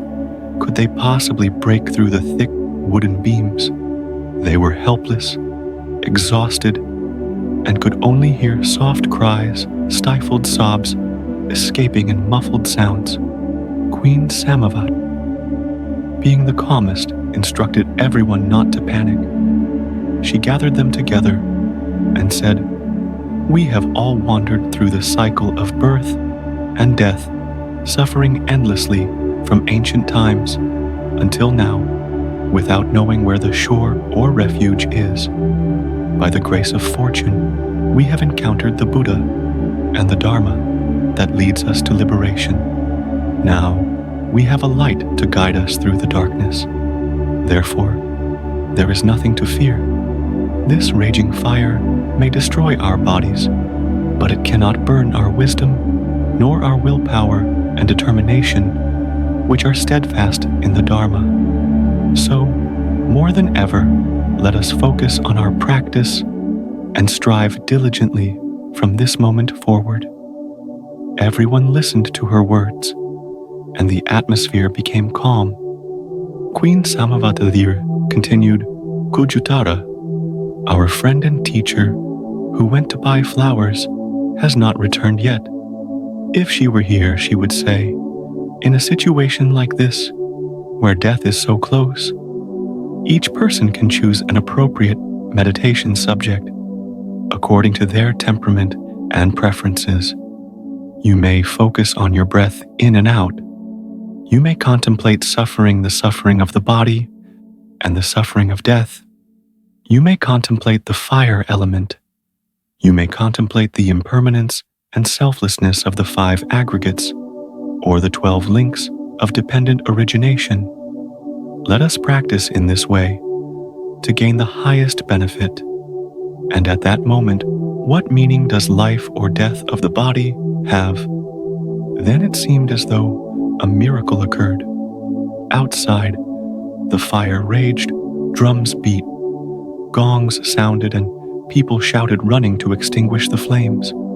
Meanwhile, in the room filled with thick smoke, Queen Samavati and the several hundred maidservants sat silently meditating, some in stillness, others in contemplation, calmly and peacefully. In the end, when their bodies were consumed by the flames, a few attained the third stage of enlightenment, some attained the second stage, and the rest reached the first stage, flowing into the stream of liberation. The next day, the monks at the Gositarama Grove, and in general, the entire Kosambir, were buzzing with the sad news. Some felt sorrow and grief. Some questioned the law of karma. Some wondered what evil actions they had committed in their past lives to be repaid with such a terrible fate in this life. Others were curious about the next realm they would be reborn into, as their recent good deeds had quickly led to such a dreadful outcome. And then there was the case of the maidservant Kujutara. Why had she survived the fire? And how was it that through the law of karma, she was able to understand the Dharma and explain it so fluently and clearly? The Buddha, with his divine eye, divine ear, mind-reading ability, and knowledge of life and death, saw, heard, and knew everything, but remained silent, because he knew that the individual karma and collective karma were still unfolding. The king was touring the outskirts of the city when he received the distressing news from his messenger. He rushed back and witnessed a horrifying scene. He stood silently gazing at the queen's palace, once grand with its many towers now reduced to a heap of smoldering ashes. The king's heart was heavy with sorrow and grief as he thought about the queen's kindness and her generous heart. But he tried to calm himself, keeping his face composed, not passing judgment, not questioning anyone, and said nothing. He quietly returned to his private quarters. He dismissed all attendants, bathed, changed his clothes, and sat still as if turned to stone in a deep state of meditation. Then images of people and events passed through the king's mind like a slow-motion film. He remembered the time when he entered the palace. Queen Samavati had served him for 10 years, always gentle, humble, and gracious. She was like a white chrysanthemum, quiet, refined, and pure. It was through her example and virtues that he had become a better person, more self-controlled, and more composed. Even my anger, including hunting and killing animals, swearing, beating, and scolding people for no reason, has decreased by 5 or 6 parts. Furthermore, she has never asked for anything, wished for anything, or requested anything for her personal benefit. She has treated her parents, relatives, and close family members with moderation and fairness, and has never asked for a small official position for any of her relatives. Last year, when she was pregnant, she only asked to listen to the teachings of the Buddha and prayed that her child would grow up to be a wise, good-hearted prince. After meeting the Buddha and returning, she seemed to have more inner peace and joy. She also educated the palace women on virtues like these. When the child was born, she took great care of him, and then entrusted him to 4 wet nurses and 10 maids to be cared for near the king's palace. Every morning, she would visit, nurturing him with love, and he would often stop by as well, showering affection on the beautiful royal child as if he were a divine being. Thus, Queen Samavati could not release the poisonous snake.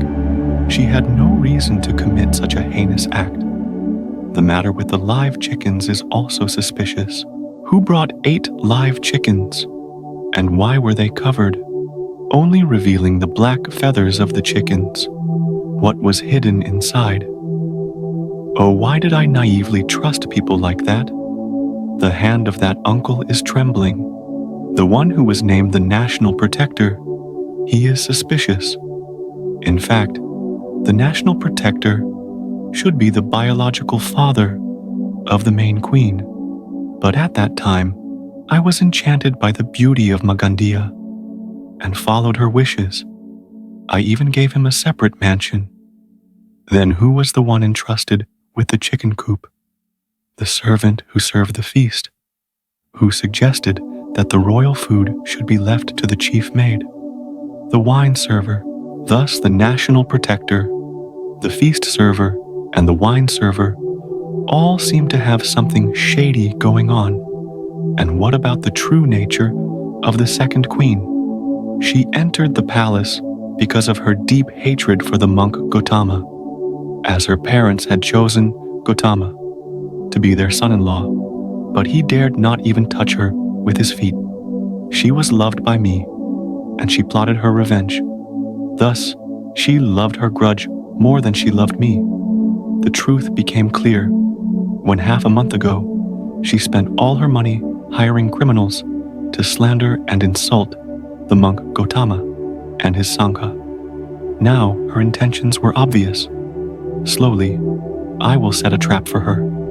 The task at hand is to quietly investigate the matter of the 8 live chickens first. This is easy because all I need to do is call in the feast-serving servant, and everything will be revealed. That night, the king summoned the servant to the palace. With a cold expression, he said, "There are 2 paths before you. Choose one. The first is that I will borrow your head temporarily.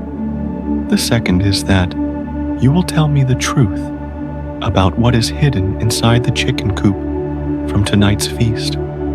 Hearing the king's question, the servant knew he could no longer deceive him, so he confessed everything. The king was stunned. The cunning plan was so deep, intricate, and venomous, even more toxic than the venom of a snake. Oh, how pitiable my main queen is wronged, yet never complaining, spreading loving kindness to me, and even to that servant girl. As for the 8 live chickens, and the 8 dead ones now, I understand the full details of the plot. But what about the poisonous snake? Do you have any clues? The feast-serving servant truthfully replied, "The second queen bribed me and the wine servant to stay close to your majesty. As for the poisonous snake, I don't know." However, after overhearing the discussions in the inner palace about the snake, I immediately knew that the second queen had secretly placed it inside your majesty's pipe. How do you know? That afternoon, I saw the national protector hurry into the palace and hand the second queen a small box, saying, "Be careful, it's very poisonous." After the national protector left, the second queen looked around, checking the front and to back doors. At that moment, your majesty was playing in the young prince's room, and she sneaked into your room. I am certain that she secretly placed it inside your pipe. The king nodded and said, "That's right. Surely the queen wouldn't place a snake in her own bed." After pondering for a long while, the king carefully whispered to the servant, "Now I will punish you by making you go without food for 1 day. Stay here quietly and do not complain or make a fuss. Tomorrow afternoon, I will unlock your chains and let you face the truth." The next morning during court, the king called for a meeting with all the officials and the representatives of the 2 palaces and 5 departments. With a calm and composed expression, as if nothing had happened, the ministers took turns offering their condolences and advising the king not to be too sorrowful, as it could harm his health and affect the people. Suddenly the king burst out laughing heartily. "You are all mistaken. I am not sad. I am even happy. Do you know why? Here is the English translation of the text you provided." The king pondered for a moment before answering himself. "Every time I think about that poisonous snake in the queen's palace, it sends shivers down my spine. So many days I couldn't eat well, couldn't sleep peacefully, always anxious and fearful. wondering if there were any more hidden plots waiting to strike. Are there more poisonous snakes, the second or third? After a brief pause, allowing the courtiers to fully grasp the meaning, the king continued. Now, the entire palace has been burned to the ground, and those people, with their wicked schemes, have all perished. From now on, I will sleep peacefully, no longer fearing anything. An old minister suddenly spoke up. Your Majesty, the death of the Empress and 500 palace maidens in the fire is no small matter. The grand and magnificent palaces have been reduced to ashes, which is no small matter either. In my humble opinion, we should form a commission of inquiry to find the culprits and their accomplices, determine their crimes, and properly punish them to uphold the law. The king nodded. You are right, old minister, but you only know one side of the matter, not both. Let me ask you then. Yes, your Majesty. If one side of the scale holds me, and the other side holds the Empress and 500 maidens, which side would be heavier? Your Majesty would be heavier. Now, if one side of the scale holds 10,000 gold coins for rebuilding the palace, and the other side holds me, which side would be heavier? Your Majesty would still be heavier. The king laughed heartily.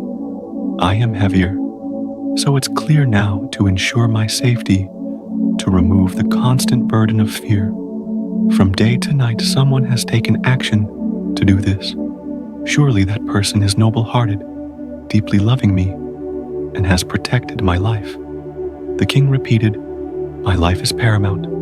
To protect my life is to protect the kingdom. I am profoundly grateful to that benefactor. Queen Magandia, upon hearing this, could no longer bear it, and wanted to reveal herself to claim the credit. Your Majesty, the one who worked silently and without recognition is I. Who else could have done such a thing? I devised the plan and asked the National Protector for assistance. Now, Your Majesty is finally safe. The king pretended to be surprised. Oh, really? It was you? Truly, I must commend your extraordinary achievement. Before all the ministers, the 2 palaces, and the 5 departments, the second queen was overjoyed. The king's voice rang out throughout the court. So, except for you, there is no one in this world who loves me as truly, deeply, and faithfully as you do. To show my gratitude, I will also bestow titles and wealth upon the National Protector and all of your relatives, even those who helped in secret. Therefore, this afternoon, right in front of the dragon's courtyard, a grand award ceremony will take place. Everyone must be present to share in this joy with me.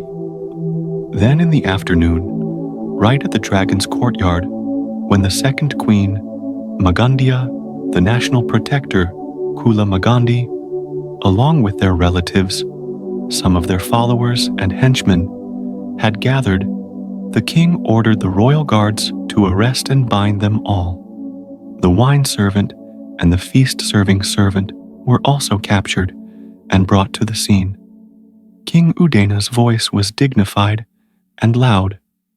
The one who burned down the palace, caused the deaths of the queen and 500 maidens, is this maid here, along with her uncle, her followers, and henchmen, and it has been admitted by her own mouth.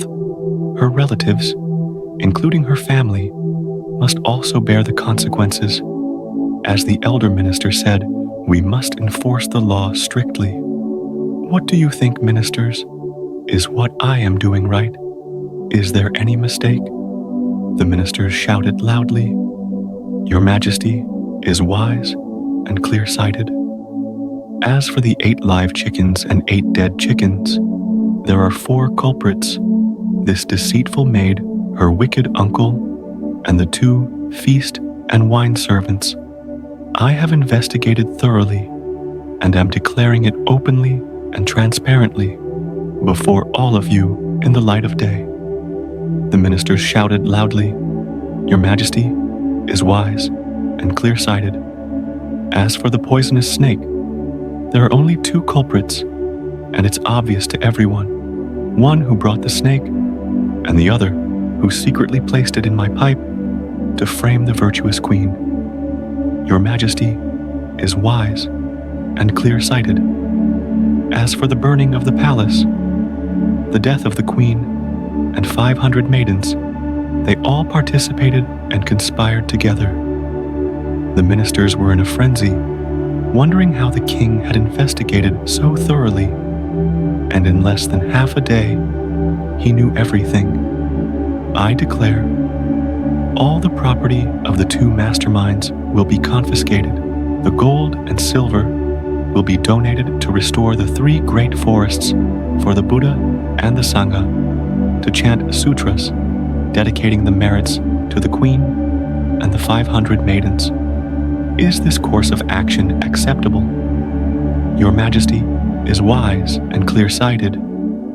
I declare, the punishment for this deceitful maid, whose crime is equivalent to the punishment in the Atta hell, will be to strip the flesh from her body, fry it in a pan, and make her eat it. When she can no longer eat, she will be thrown into the pan and fried until crisp. As for the one called the National Protector, he will be fried golden as well. The wine servant will be torn apart by 5 horses.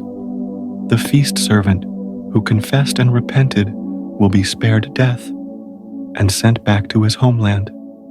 The relatives will also have their property confiscated, and all will be executed, their heads chopped off and buried properly. The king's sentence was proclaimed, and no one dared to add a word.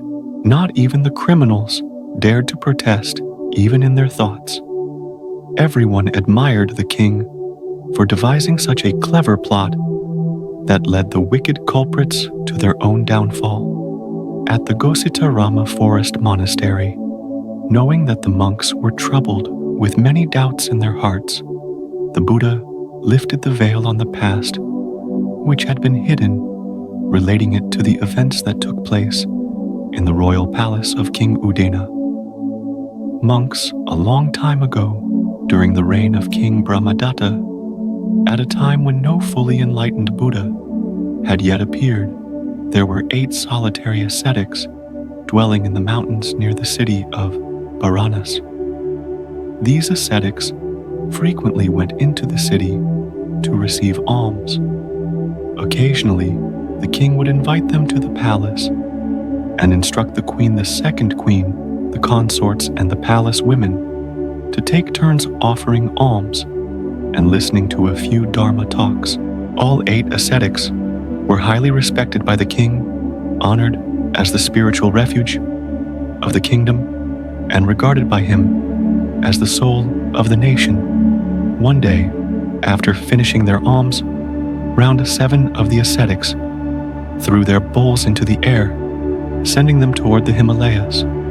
Only one ascetic went to the bank of the Ganga River to eat, then retired into a dense grove to meditate, enjoying the bliss of meditation and the fruits of his practice.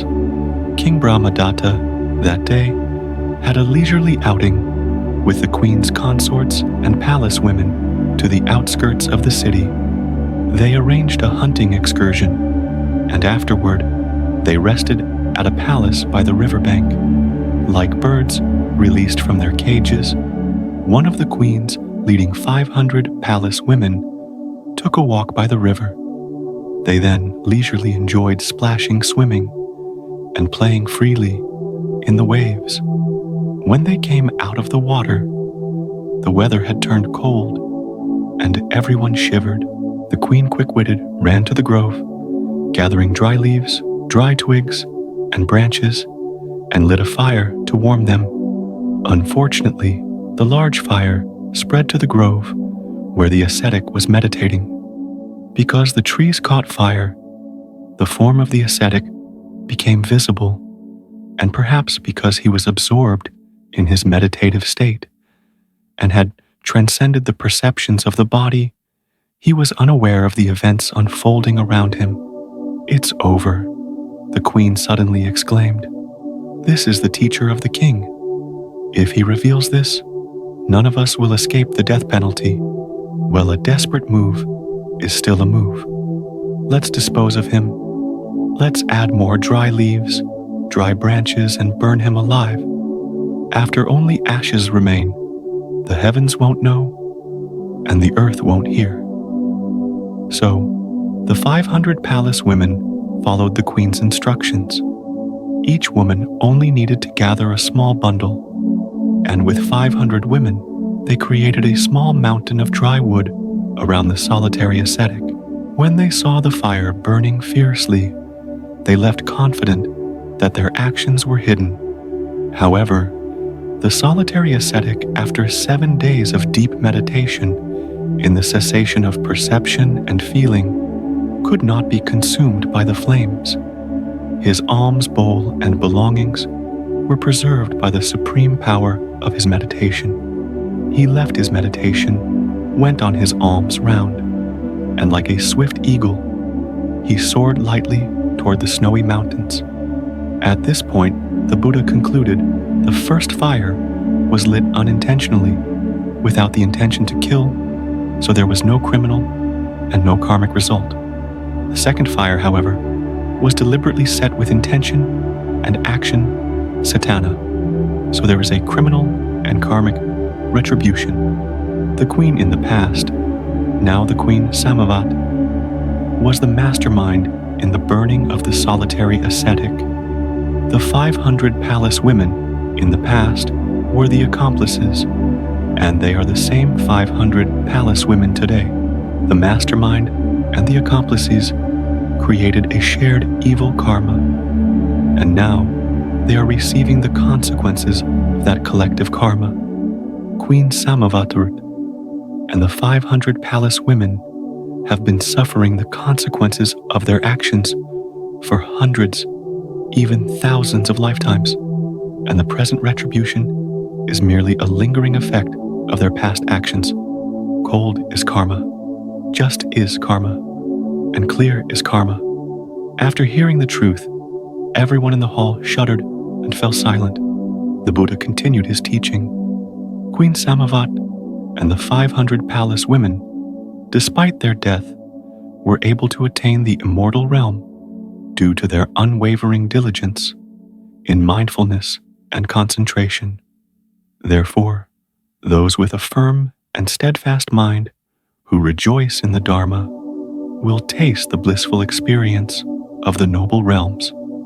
A person who practices mindfulness, striving diligently, will break free from all attachments and ultimately achieve the supreme nibbana. Then he recited 3 verses: the path of heedlessness, dangerous; the path of awakening, glory eternal. The careless one is already dead. The immortal Dharma waits for those who are diligent. The wise person sees the right conditions, steadfast in mind, boarding the boat to cross the river. Joy and bliss arise from within, entering the noble realm of the sacred. The wise person diligently practices meditation, persevering in effort, the dependent arising of nibbana. The king of Mara is hard to bind, hard to restrain ultimate freedom, vast on the shore of liberation. At this point, the venerable Ananda suddenly spoke, "Venerable Lord, the heedless lazy person, though still alive, is as though already dead. The person who practices mindfulness and diligence, though dead, is still immortal. We, your disciples, have understood this meaning. Alas, this cycle of cause and effect, aside from the prominent event, the cause that led to the burning, and thus the consequence of burning it, also reveals to us 2 more clear phenomena of cause and effect. First, the queen, in the past, offered alms, and now, due to the merit of that offering, she is reborn as the queen, with her status, position, and beauty preserved. Second, due to the cause of listening to the Dharma in the past, she is the first to hear the Dharma in this life and lives according to it. The same applies to the 500 palace women who served her, as they also follow similar reasoning. I wonder if our understanding aligns with the true nature of cause and effect over many lifetimes. The Buddha nodded. It is as such. However, within the particular, there is the universal, and within the universal, there is the particular. Therefore, it is not always the case that they meet and live together as master and servant. There are still hundreds and thousands of lifetimes in samsara where they become separated, like a storm or a whirlwind sweeping through a forest, scattering leaves in every direction, each flying to an uncertain, far-off place. Currently, they meet again because their karmic conditions have ripened. Therefore, when they depart, some attain the non-returner stage, many more reach the once-returner stage, and the rest will enter the seven-returner stage. The whole assembly simultaneously praised. Sadhu, well said. The Venerable Ananda suddenly asked, and what about the hunchbacked maid? What was the cause of this unusual karmic condition of this learned woman from the past, Venerable Sir? She was not among the 500 palace women from the past, so she escaped death. She shared in the merit of giving alms and offerings to the 8 solitary Buddhas, but she was distinct in that she listened to the Dharma more attentively and applied it with greater focus. There is also another special event. Once, when they brought hot food to the 8 solitary Buddhas, and the monks raised their hands, they realized that the bowls were still hot. This maid in a past life, as the maid Kujutara, swiftly and cleverly took 8 jade bracelets from her wrists and offered them to the monks, saying, I offer these 8 jade bracelets so that you may hold the bowls and prevent them from being too hot. Because of the merit from this action, she always excelled in understanding the Dharma intelligence and physical appearance. A light laugh was heard, followed by a question. And what about her hunchback, Venerable Sir? The Buddha smiled. She really was quite mischievous, quite playful. The story is that one of the 8 solitary Buddhas had a slightly hunched back. On that day, when the hundreds of maidens were idle, this particular maid took a blanket and pretended it was a monk's robe and a golden bowl and pretended it was an alms bowl. She hunched her back, held the bowl, and walked back and forth saying, This is how our solitary Buddha walks. This is how he stands. And when he stands, his back looks like a bow. After saying this, she laughed uproariously. Because of this action, she was karmically rewarded with a hunchback, just as she had mocked it. Venerable Ananda, speaking on behalf of the assembly, asked, Then, what was the karmic cause that led her to become a maid? Venerable Sir the Buddha replied, That is her own specific karma. Just recently, in the time of the Buddha Kassapa, she was the daughter of a prominent family in the city of Varanasi. Her entire family was a devoted disciple of the Buddha Kassapa. This family estate served as a resting place for monks, and nuns a well for the community. They regularly offered alms and food to the monks and nuns of the Sangha. One afternoon, while she was sitting and doing her makeup, a nun, a holy woman, came to visit her family for a particular matter. As they were well acquainted, the holy nun sat down on the side. While she was busy applying makeup with both hands, the girl said, Venerable nun, allow me to pay my respects with words. By the way, could you please pass me the box of powder on your left side? The holy nun thought, "If I do not retrieve the powder box as she has requested, I may go against her wishes, which could cause her anger, and anger, which has become her habitual nature, could lead her to create negative karma, even causing harm to someone who is an arahant like myself, leading her to a very heavy karmic retribution, possibly even falling into hell. But if I comply and give her the box, it would be as though she had ordered an arahant to serve her. She would thus accumulate the karma of being a servant serving others in future lifetimes. I think it is better to let her experience this lowly state than for her to face the karmic consequences of harming a liberated being, which could result in her falling into hell due to the balance of these two grave and light offenses.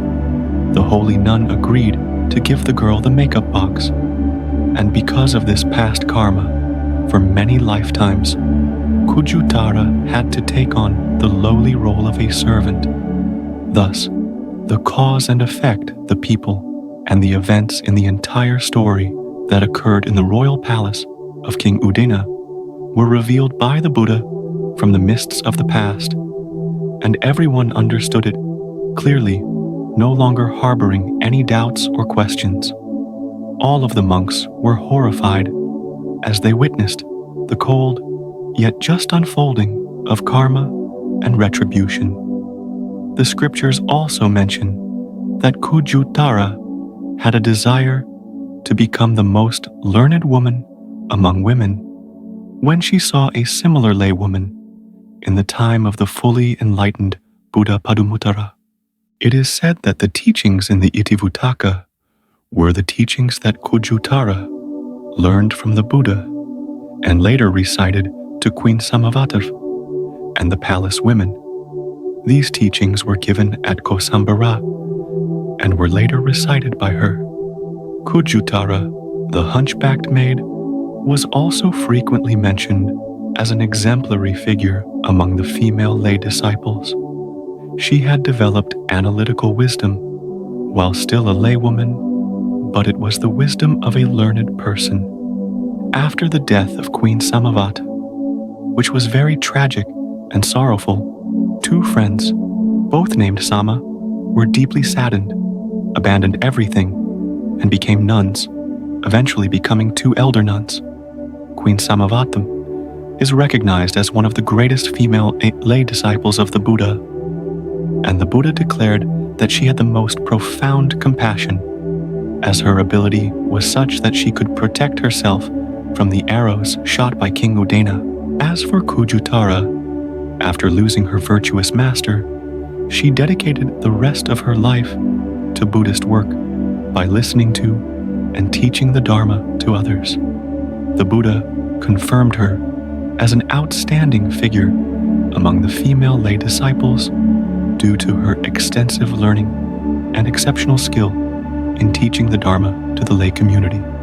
Both Queen Samavati and the hunchbacked nun Kujutara were distinguished personalities among the female lay disciples, continuing to radiate a gentle light even today. The story of Queen Samavati teaches us a great lesson about boundless compassion. Even though she lived in the royal palace with power and beauty, she was never drawn to material pleasures or the glamour of life. Instead, she chose the path of compassion, always helping others, teaching, and living for the welfare of all beings. Compassion is the key to building a peaceful society. In our daily lives, we can apply compassion in our relationships, from family to work. Understanding and sharing with those around us creates a friendly, empathetic environment and helps us overcome life's challenges. Furthermore, she shows us that persistence and continuous effort are key factors for success, not only in spiritual practice, but in any field. Whether in work or personal life, perseverance and effort will help us overcome all obstacles and achieve great accomplishments. Let Queen Samavati's story be an inspiration to help us find peace in our hearts and live a life of liberation, freedom, and happiness. Thank you for taking the time to follow the story of Queen Samavati with me. If you find this story meaningful, don't forget to like, share, and subscribe to the channel so you don't miss the next videos about the great disciples and lessons from their lives. Please share your thoughts and feelings in the comments below. I look forward to hearing your feedback and stories. Wishing you a day of peace and tranquility